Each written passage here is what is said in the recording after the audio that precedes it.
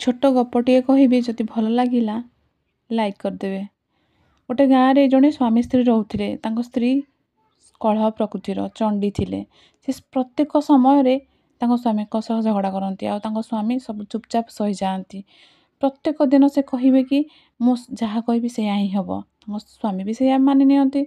एमती किसी दिन गलापर स्वामी बहुत चिड़ा हो गले, कहले या पाखे मुझे रही पारिबी नहीं, एथर भगवान को पूजारे मनोनिवेश करी। से दिन से भगवान को पूजारे मन भी देले आउ गीता भागवत भी पढ़िले। किसी दिन गलापर स्त्री आस्ते आस्ते चेंज हो गले।